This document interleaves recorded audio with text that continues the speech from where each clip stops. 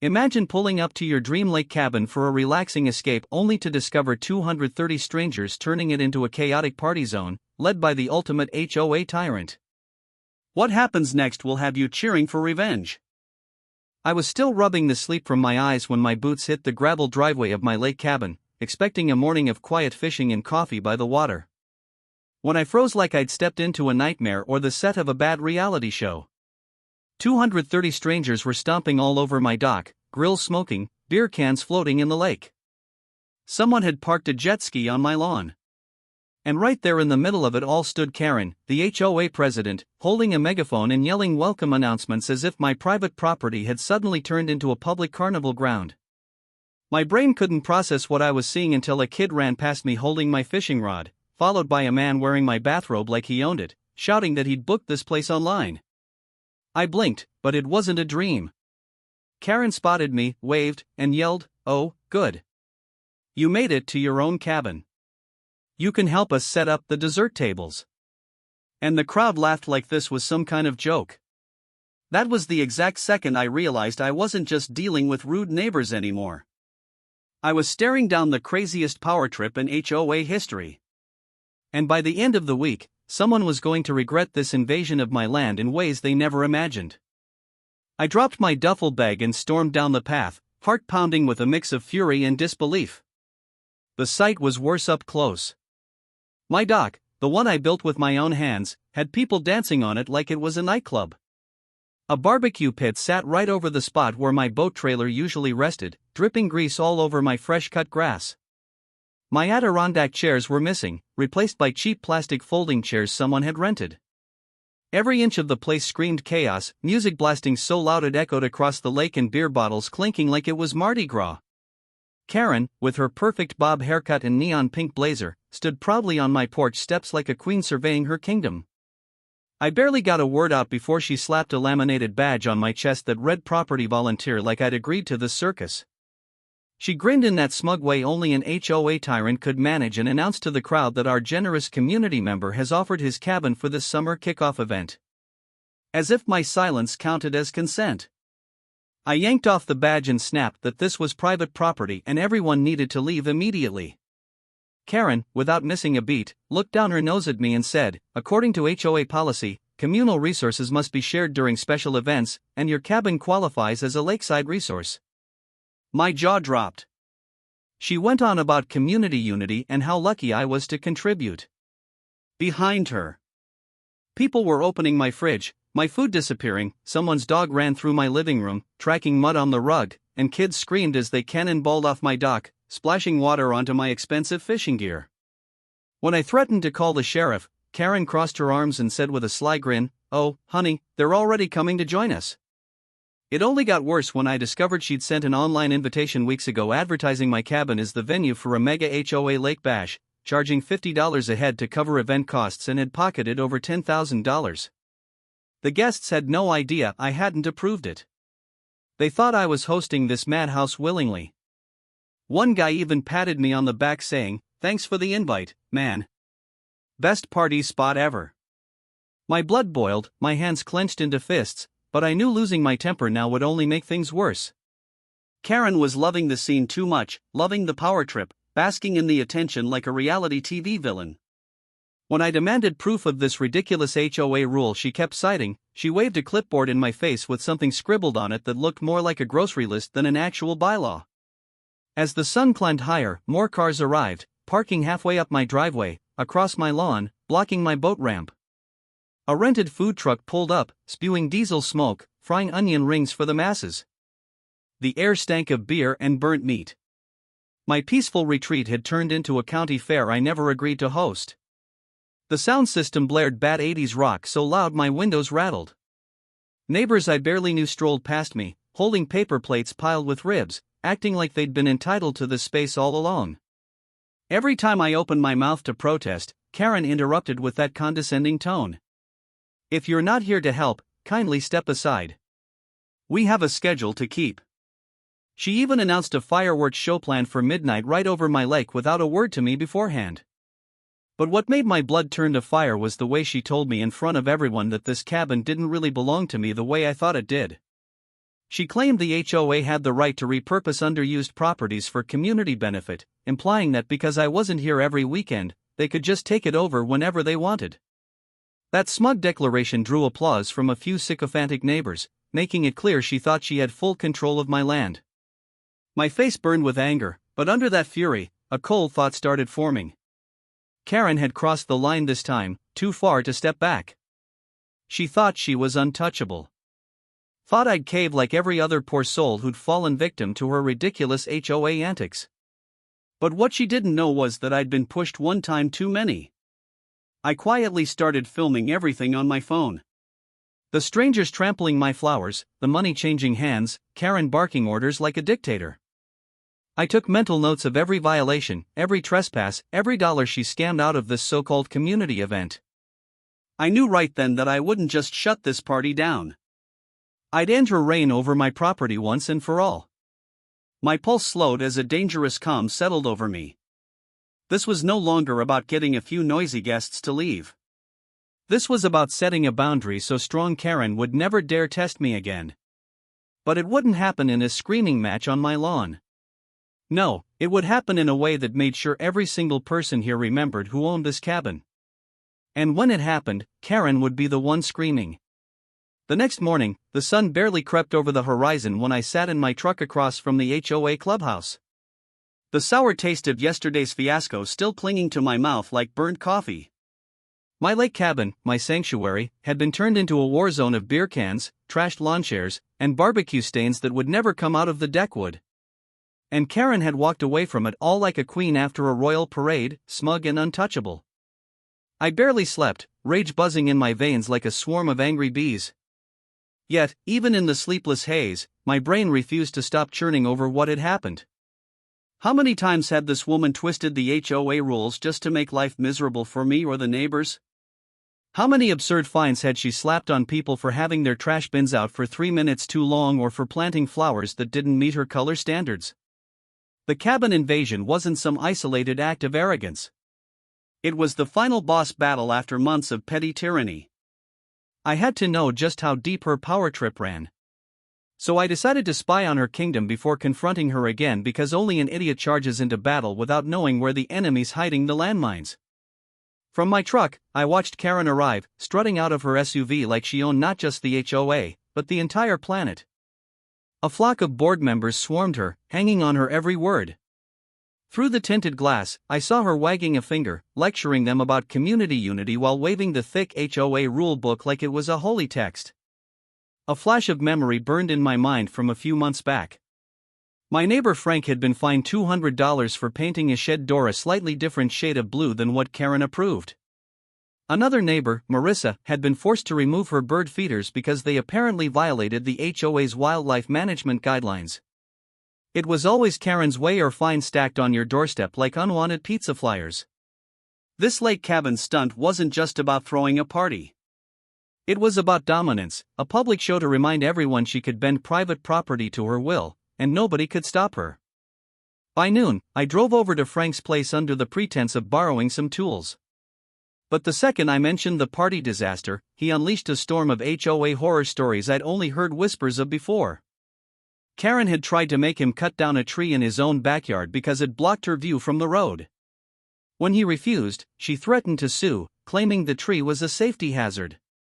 Marissa joined us, explaining how Karen had once demanded she replace her entire fence because it wasn't aesthetically pleasing to the community, even though it had been there for 10 years before Karen ever moved in. Story after story painted the picture of a woman who wielded the HOA like a weapon, bullying anyone who dared to stand up to her, twisting vague bylaws into personal vendettas. The more I listened, the more the fire in my gut turned into solid steel. This wasn't just about my cabin anymore. This was about taking down a dictator in heels. That afternoon, Karen called an emergency HOA meeting supposedly to address the unfortunate misunderstanding at my cabin. I went not to listen, but to witness how deep this insanity really ran. The meeting hall was packed. Homeowners sitting stiffly in metal folding chairs, whispering anxiously. Karen took the stage with a fake warm smile plastered on her face, clutching a clipboard as if it were a scepter. She started spinning the story immediately, telling everyone that the lake event had been a resounding success except for my unnecessary hostility, claiming I had agreed months ago to community usage of the cabin. She even waved a piece of paper supposedly bearing my signature of approval, which looked suspiciously like my name written in the handwriting of a drunk toddler. I stood up, demanding to see the original document, but Karen talked over me, accusing me of being selfish and anti-community, framing me as the villain trying to deny neighbors their joy. The crowd shifted uncomfortably, caught between fear of HOA punishment and the truth they already suspected. When the meeting adjourned, I caught snippets of conversation. As people left, many were fed up, but too scared to challenge Karen. They whispered about outrageous fines, threats of foreclosure, and retaliatory citations that appeared the moment someone questioned her authority. It was like living under a miniature dictatorship where your mailbox could deliver ruin with one stamped HOA letter. I realized Karen thrived because she ruled by fear and confusion, writing her own rules and daring anyone to stop her. My anger crystallized into something sharper than rage: strategy. Karen thought she had won because she had humiliated me in public, turned my cabin into her personal carnival ground and gotten away with it. She had no idea I had just been handed all the ammunition I needed to destroy her little empire. That night, I sat at my kitchen table, laptop open, digging into every HOA document, every bylaw, every clause buried in the fine print. It was a mess of legal jargon and vague threats. But the more I read, the more I noticed Karen's pattern of interpretation, where she stretched the rules like elastic bands until they suited her whims. I made copies of everything, highlighting contradictions, noting every time she had overstepped her authority. I gathered testimonies from neighbors who had had their lives made miserable by her crusades. And then I mapped out a plan not just to reclaim my cabin, but to dismantle Karen's reign of terror piece by piece. She had played dirty, trespassing on my land, profiting from it, and mocking me in front of the community. If she wanted war, then war is exactly what she'd get, and I wouldn't just fight back. I'd make sure the whole neighborhood saw her for what she really was. The next morning, my phone buzzed with a new HOA email blast from Karen declaring my cabin an official community recreational asset permanently available for events. My hands trembled with a mix of laughter and disbelief at her audacity. She wasn't just doubling down. She was planting a flag in my yard and daring me to rip it out. Fine, I thought if she wanted to fight for ownership of my own land, she'd get one. But it wouldn't be a yelling match or a game of fines. This battle would be fought with evidence, legal loopholes, and a little bit of creative revenge. By the time I was done, she'd wish she never set foot on my dock, and the whole HOA would think twice before messing with me again. My heart finally slowed as I pictured it. The moment her smug grin cracked in front of everyone. The moment she realized her power trip had finally hit a brick wall. That vision burned in my mind like a promise I intended to keep. No matter how messy this war was going to get. The following weekend arrived and I pulled up to my lake cabin with a fresh determination burning behind my eyes. My truck bed packed with supplies and my phone ready to record everything. The property still bore the scars of Karen's so-called community event. Beer bottles lay half buried in the grass. A dent in my porch railing told the story of someone sitting where they shouldn't have. And my dock had a set of mystery footprints stained in barbecue sauce. But instead of feeling defeated, I looked at that mess as fuel, a physical reminder of why this war was no longer optional. It wasn't just about me having my space back. It was about making sure Karen and every other HOA tyrant who thought they could grab what wasn't theirs learned the kind of lesson that stuck for life. I parked the truck, grabbed my tool bag, and began documenting every inch of the property damage.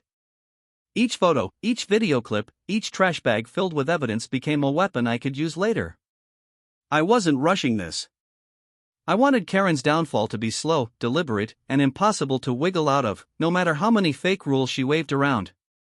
By noon, my phone buzzed with a notification that made my blood pressure spike all over again. Karen had posted a public message in the HOA online group chat, bragging that the last event at my cabin was such a success that she had kindly arranged another one for next weekend. This time promising live music, boat rides, and a catered dinner. She didn't ask permission. She didn't even pretend to. She just decided my cabin was now the neighborhood's free amusement park. People were commenting excitedly, buying entry tickets from her online link, completely oblivious to the fact that none of this had anything to do with me. My hands clenched around my phone, but instead of firing back in anger, I smiled slowly. Every time Karen put something in writing, every post, every email, every claim, she was digging her own grave. I screen captured everything and saved it in a folder labeled Operation Karen's Karma. If she thought she could keep making money off my property while treating me like a joke, then it was time to turn the joke on her in a way she wouldn't forget. That evening, I reached out to a couple of neighbors who'd quietly complained about Karen for years. Frank, who was still bitter about the tree fiasco, came over with a folder full of old fines and notices that made my head spin. Marissa brought along copies of the ridiculous wildlife violations she'd been hit with. Together, we sat on my porch, trading stories of Karen's tyranny under the dim porchlight like war veterans swapping battle scars. One neighbor told me Karen once threatened to remove their mailbox because it wasn't the HOA-approved model. Another said she had demanded he repaint his house 3 times in 2 years because she didn't like the shade of beige he picked. The pattern was clear. Karen operated like a mob boss, hiding behind bylaws, using fear and intimidation to get her way, and nobody had ever stood up to her hard enough to make her stop. That was about to change. Over the next few days, I put my plan in motion quietly.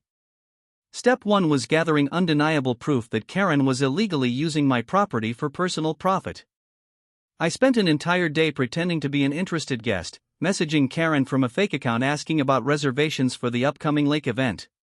She proudly sent me details, including a payment link and a promise of exclusive access to a private cabin. When I asked whose cabin it was, she claimed the HOA owned it.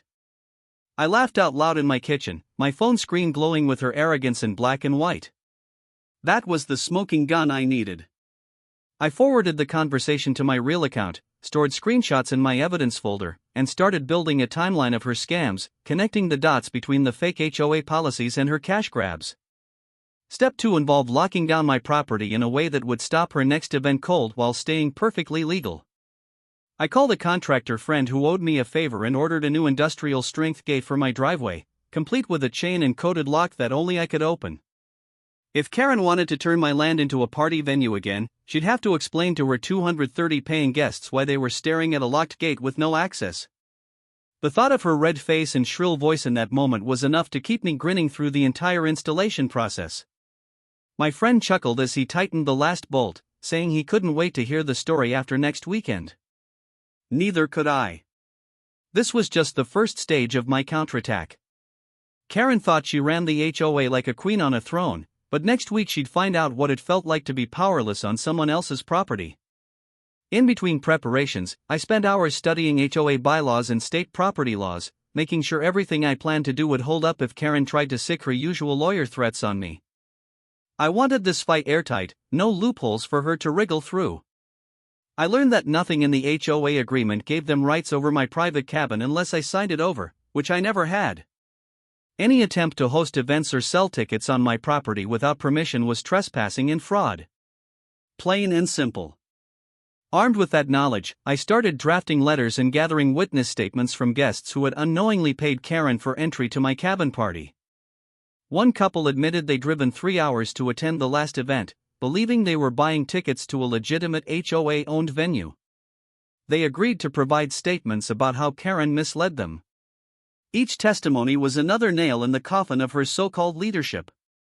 By Friday, the trap was set. The new gate stood tall. My evidence pile was thick enough to choke a printer, and my camera system was wired to catch every second of what was about to happen. I didn't sleep much that night, not from nerves, but from anticipation. This wasn't going to be a simple win. This was going to be public humiliation served with a side of undeniable truth. When Karen arrived next weekend with her caravan of ticket holders expecting a party, she was going to learn a lesson about boundaries, ownership, and consequences in one unforgettable scene. The thought of her screeching when she realized the party was over before it began filled me with a satisfaction I hadn't felt since before this nightmare started. It wasn't just about revenge anymore. It was about taking back my peace and showing the entire neighborhood that the reign of Karen was coming to an end. And once it did, there wouldn't be enough fake rules in the world to put her power trip back together again. The day of Karen's second lake bash dawned hot and bright, but the air around my cabin felt like it was vibrating with tension. I had been up since before sunrise, double-checking the chain on the new gate, testing the padlock twice, even setting up my phone on a tripod to capture every possible angle of what was about to unfold. My plan wasn't just to stop Karen this time. It was to make sure the whole neighborhood saw exactly what kind of scam she had been running, to expose her arrogance so thoroughly that she would never again try to twist the HOA rules for her own gain. As I sat on my porch sipping coffee, I could hear the distant hum of engines coming down the road and my pulse quickened.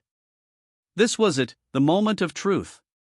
My heart hammered with a mix of satisfaction and nerves as the first line of cars appeared, packed with excited strangers, expecting the party of the summer. They slowed as they reached the gate, which now stood firm and locked. A big metal barrier that screened private property in a way Karen could no longer ignore. One by one, cars pulled up and stopped, windows rolling down as confused faces peered out, wondering why their exclusive lake party had a locked gate blocking their good time. Within minutes, Karen's SUV rolled up, and just as I predicted, she hopped out like a furious queen denied her throne. She was dressed in an ice-searing lime green sundress, sunglasses perched on her head like a crown, and she was already barking orders before her heels even touched the gravel. She marched straight to the gate, yanking at the chain as though sheer force of will could undo a heavy-duty padlock. When it didn't budge, she spun around and shouted at me where I stood on my porch, her voice carrying like a siren, "Open this gate right now. This is a community-sanctioned event." Her face was flushed, her manicured hands flailing in the air while the growing crowd of paying guests looked between us, confused and irritated. I didn't move, didn't say a word yet. I wanted every second of her meltdown on camera. Karen strutted up to the gate again, yelling about HOA policies and how I was violating some imaginary communal agreement, demanding access like she owned the place. That's when I finally stood, walked slowly down the path, and held up a printed copy of the state property law in one hand and her own ticket sales advertisement in the other. My phone still recording every word. Calmly, I said loud enough for everyone to hear. This is my private property. You sold tickets to strangers for access you don't own. You're trespassing and committing fraud. The party is over. The reaction was immediate and delicious. The crowd erupted in angry questions aimed not at me but at Karen. People demanded refunds, shouting that they had driven hours and paid good money for this event. A man holding a cooler yelled that he wanted his $50 back right now. While another family asked if they were at the wrong address because they had been told this was an HOA-run lodge. Karen tried to talk over them, claiming I had promised to host the event and was now reneging on the deal, but the proof in my hand said otherwise. I waved her own messages on my phone screen in front of the guests, showing how she had lied about owning the cabin. The crowd turned on her faster than I imagined, muttering about calling their banks for chargebacks. One woman even threatening to call the police for fraud. Karen's voice went shrill, shrieking for everyone to calm down, blaming me for sabotaging a community tradition, but no one was buying it anymore. The spectacle was everything I had hoped for. Her perfect queen of the HOA image cracking in front of dozens of witnesses. Then came the cherry on top. Karen, desperate to regain control, called the police herself, clearly believing that once officers arrived, they would force me to open my gate.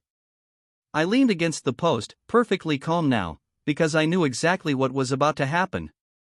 When the patrol car pulled up, 2 officers stepped out and Karen immediately launched into a hysterical tirade about me, denying access to community property. But the minute they asked for proof of her claim, she had nothing to show them except her fake clipboard rules. I handed over my property deed, photos of the previous party's damage, screenshots of her ticket scam, and copies of the messages where she admitted selling access to my cabin. The officers' faces went from professional to visibly annoyed as they turned to Karen and told her in no uncertain terms that she was trespassing and that I had every right to keep my gate locked. She stammered, tried to twist the story, but they weren't having it. They told her and everyone else to leave the premises immediately before charges were filed. The crowd started dispersing, many glaring at Karen as they walked back to their cars, some filming her on their phones, probably already planning to plaster her scam all over the neighborhood's social media page. Karen's humiliation should have ended there, but her ego wouldn't let her leave quietly. She stormed up to my gate again, pointing a shaking finger at me and screeching that I would regret this day, that the HOA board would rain consequences down on me for embarrassing her. I only smiled, keeping my voice steady and loud enough for the last few lingering witnesses to hear. The only one facing consequences is you, Karen, and this is just the beginning. Her face twisted in rage, but with the police watching, she had no choice but to retreat to her SUV and slam the door hard enough to rattle the frame. Tires spat gravel as she sped off, leaving behind a trail of dust and her shredded reputation. I stood there a long moment, feeling the rush of victory swell in my chest, knowing this battle was won, but the war wasn't over yet. Karen wasn't the type to accept defeat gracefully. She would come back with more schemes, more fake rules, more desperate attempts to control what wasn't hers. But now I had video evidence, witnesses, and the law firmly on my side, and the entire community had seen her exposed as a fraud. As I closed up the gate, checked the lock one last time, and returned to my porch, a few neighbors who had stayed behind came up to thank me quietly, admitting they had wanted to stand up to Karen for years, but had been too afraid of her retaliation. I told them this was only step one, that the days of Karen running the HOA like a personal kingdom were numbered. The relief in their faces fueled me more than any coffee ever could. As the sun dipped low over the lake that evening, the once chaotic silence of my property felt sweeter than ever before, but I knew this calm was temporary. Somewhere out there, Karen was plotting her next move, probably foaming at the mouth that I had dared to defy her so publicly. I sat on my porch, phone in hand, reviewing every glorious second of footage from the day, already thinking about how to use it as the opening shot in her ultimate downfall. The game had changed. And from now on, I wasn't just defending my cabin. I was going on the offensive. And Karen had no idea how far I was willing to go to make sure she never tried this stunt again. The week following the failed lake bash was eerily quiet. Too quiet for someone like Karen who thrived on noise, control, and drama. I knew her silence wasn't surrender. It was the pause of a predator nursing its wounds and plotting its next ambush. I spent my days cleaning up the remaining mess from the first unauthorized party, patching my dock, scrubbing stains off the porch, repairing what I could. But every time I tightened a bolt or picked up a piece of litter, my resolve hardened. Karen wasn't going to stop. That woman would rather walk through fire than admit defeat. And sure enough, on Friday evening, just as the sun dipped behind the trees, I spotted her SUV creeping down the road toward my cabin. She thought she was being sneaky, headlights off, trying to slip in under the radar. I watched from my window, my stomach coiled tight, but my face calm, already suspecting she was stupid enough to trespass again. And then I saw it, the unmistakable silhouette of her car slipping through a temporary gap in the gate left open for my contractor's truck earlier that day.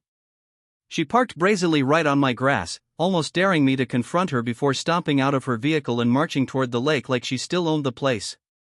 I didn't go outside immediately because, as angry as I was, I realized this was an opportunity handed to me on a silver platter. Karen had crossed into my property without permission again after police already warned her. She had ignored every law, every warning, every ounce of common sense. Instead of calling the sheriff right away, an idea formed that made me grin in the dark like a man possessed.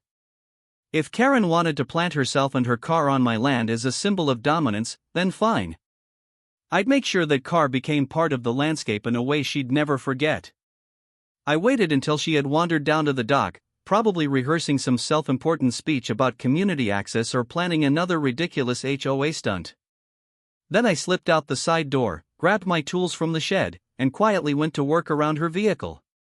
My hands worked fast and sure, every nail I hammered into place another note in a symphony of well-deserved revenge.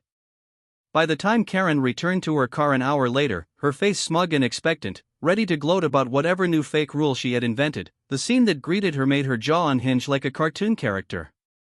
Around her car, I had built a sturdy makeshift fence 4 feet high, encircling her precious SUV like it was some wild animal in a pen.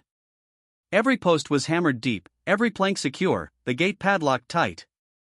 She stopped dead, staring at it in disbelief before spinning toward me, her voice cracking as she screamed, "What the hell do you think you're doing? You can't do this to my car." I leaned on the fence calmly, my phone in hand, recording every second, and said, "This is my property, Karen. You parked illegally. I'm securing my land. Your car just happens to be inside my fence now."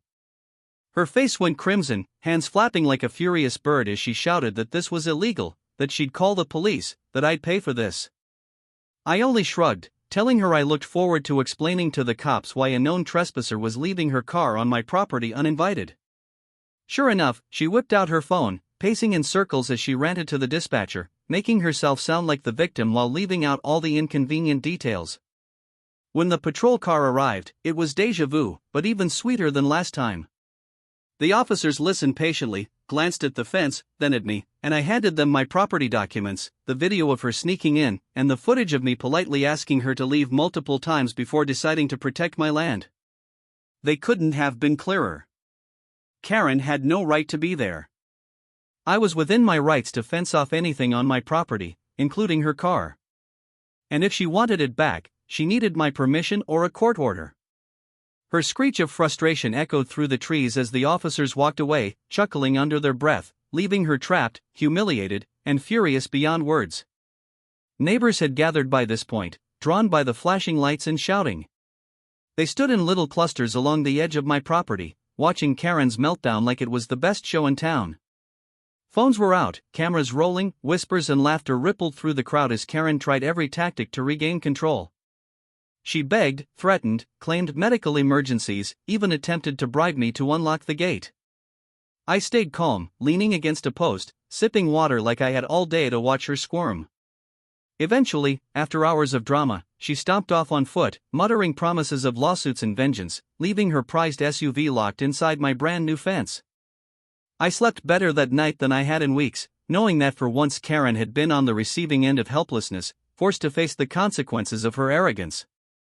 The next morning, I woke to the sound of Karen's voice outside, shrill and desperate, as she tried to cut through my fence with a pair of garden shears. I stepped out onto the porch and filmed her again, warning that every act of damage she caused would add to the trespassing charges I already planned to press. She froze, knowing she was caught, and hissed at me that this wasn't over, that the HOA would crush me for humiliating her. I only smiled and told her I'd see her in court because this time the law was entirely on my side. When she finally slunk away, defeated for the moment, I reinforced the fence around her car, padlocking it tighter, knowing every extra hour she spent without her precious vehicle would drive her mad. Word of the incident spread like wildfire through the neighborhood. Posts popped up online. Videos of Karen screaming while her car sat prisoner in my yard went viral in the community group chat. Memes were made. Jokes flew around about Karen's car finally finding a permanent home. And even people who had once been terrified of her started laughing openly at her expense. The power she had wielded for so long, built on fear and intimidation, was cracking with every new rumor, every shared clip of her tantrum. For the first time in years, the neighborhood wasn't whispering about how to avoid her wrath. They were laughing at it. And nothing destroys a tyrant faster than ridicule they can't control. As the sun set that evening, I sat on my porch watching the orange light glint off the top of the fence that kept Karen's car locked up tight. I knew this wasn't the end. She was too proud, too vindictive to let this go without trying something drastic. But now the balance of power had shifted. She wasn't feared anymore. She was mocked, exposed, losing her grip with every desperate stunt she pulled. My evidence pile was thick enough to crush any false claim she might throw at me. The neighborhood was turning against her, and I had proven that I wasn't afraid to push back harder than she ever imagined. Whatever her next move was, I was ready. And when the final showdown came, I wasn't just going to win. I was going to end her reign for good, making sure no one else ever had to live under the thumb of a self-appointed queen who thought HOA meant hand over all. The week after Karen's car became my unintentional lawn ornament was like watching a storm gather strength on the horizon. The neighborhood buzzed with gossip and suppressed laughter every time someone mentioned the fence incident. And though many people stopped me privately to say they admired my guts, Karen herself had gone disturbingly quiet. That silence wasn't peace. It was plotting. I knew she wouldn't swallow the humiliation of seeing her SUV fenced in, photographed, and turned into the community's running joke without trying to claw back control. Sure enough, Monday morning, a thick envelope appeared in my mailbox bearing the HOA letterhead filled with threats, fake citations, and demands for immediate payment of thousands of dollars in bogus fines for illegal fencing structures, unauthorized vehicle containment, and non-cooperation with community leadership. I laughed out loud when I read it because it was so absurd it could have been a comedy sketch. But I also knew Karen was rallying for war in the only way she knew how. Paper bombs and intimidation tactics. The problem for her was that I wasn't the kind of neighbor who folded when faced with HOA nonsense anymore. Not after what she'd done to my cabin. Not after the chaos and damage she'd caused. This time I was bringing the entire house of cards down around her ears. And no stack of fake fines could stop it. I gathered every piece of evidence I had collected over the past few weeks. The videos of strangers partying on my dock during the first lake bash. The posts and payment links proving she sold tickets to my private property. The police reports from both incidents.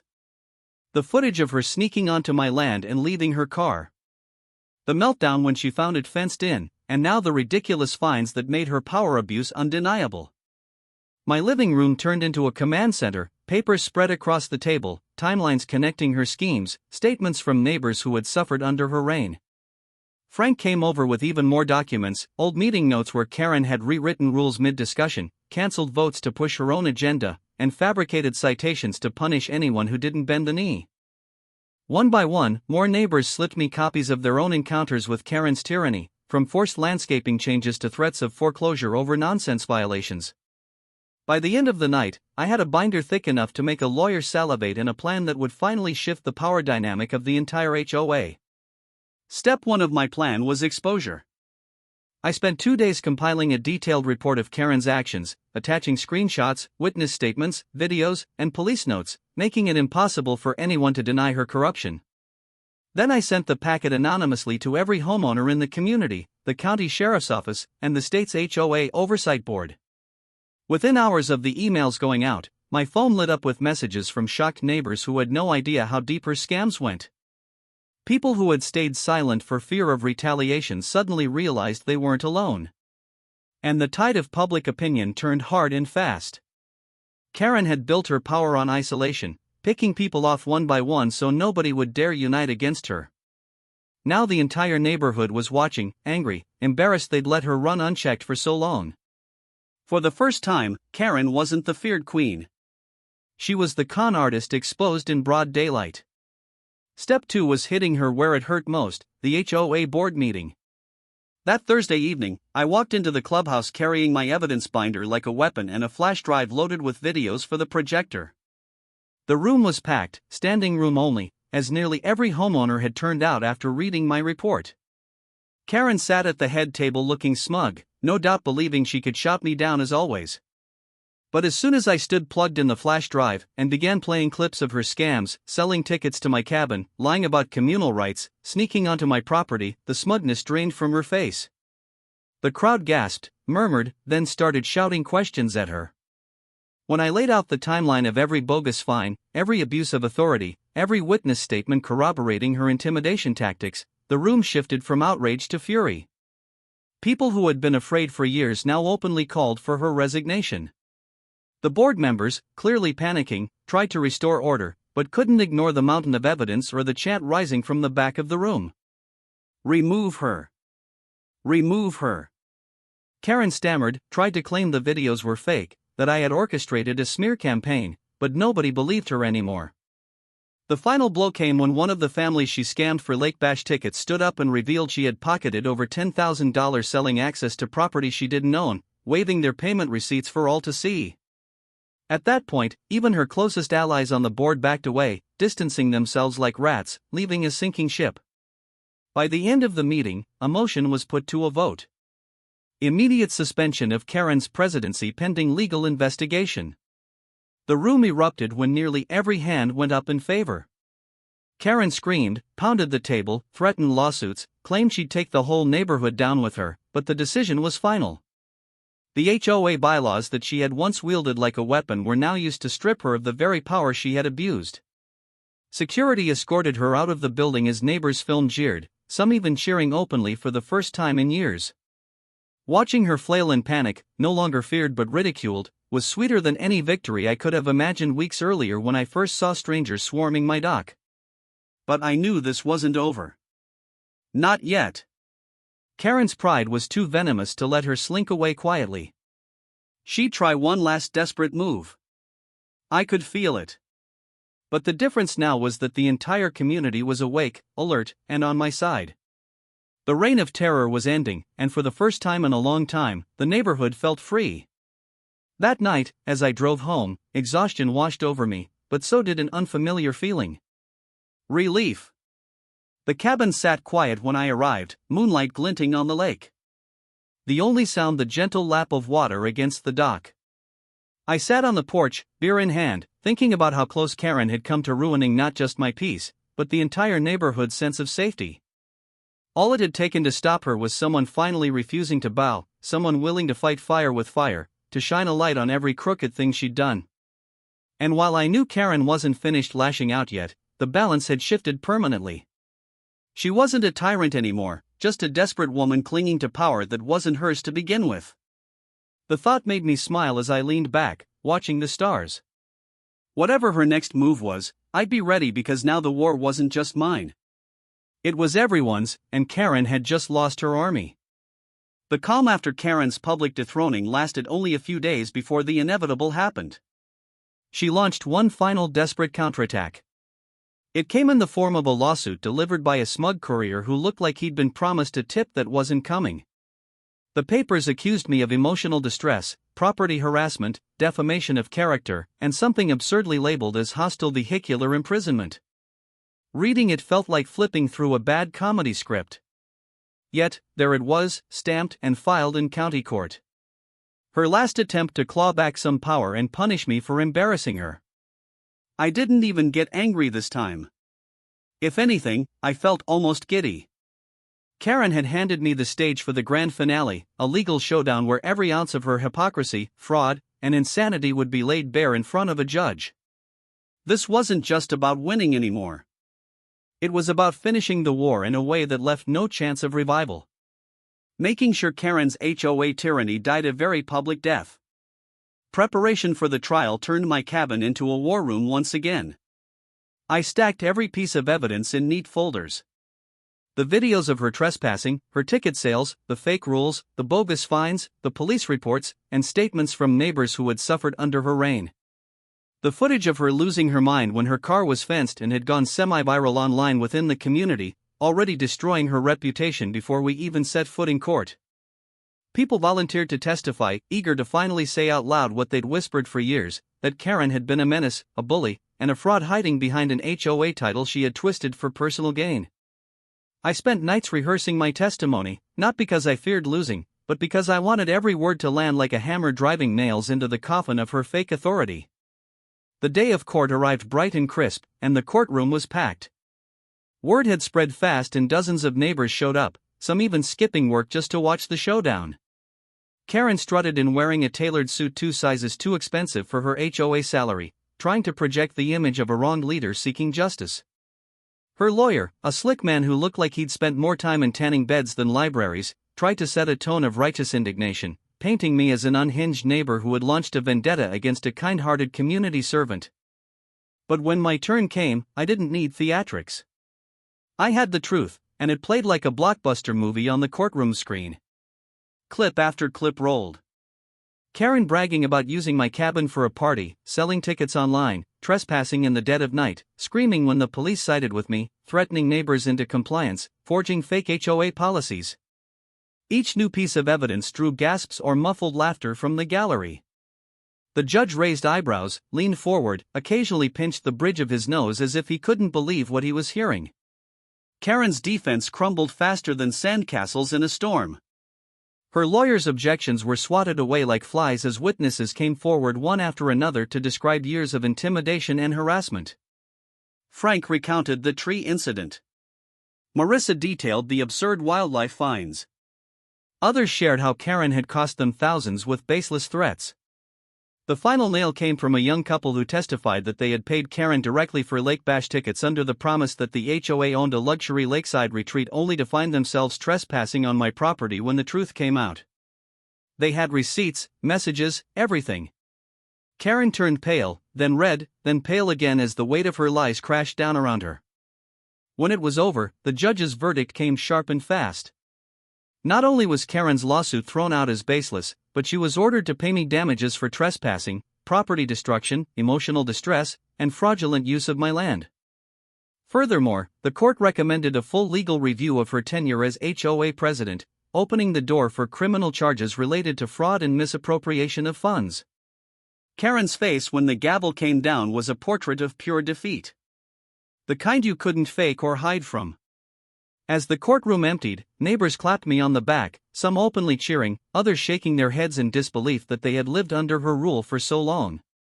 Karen slunk out with her lawyer trailing behind, a broken queen stripped of her crown, finally facing real consequences for years of unchecked abuse. The aftermath felt like spring after a long bitter winter. The HOA held emergency elections, this time with strict oversight to prevent another tyrant from seizing control. New leadership promised transparency, fairness, and respect for property rights. The oppressive fear that had hung over the community evaporated, replaced by cautious optimism. People started repainting their houses the colors they wanted, planting flowers without fear of fines, living like homeowners instead of tenants under a dictator. As for me, I stood on my dock one quiet evening, the water calm, the sky painted in gold, finally tasting the peace that had been stolen from me weeks ago.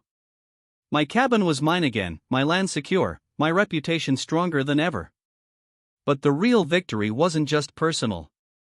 It was watching Karen's downfall ripple through the neighborhood, teaching everyone that bullies only win when people let them.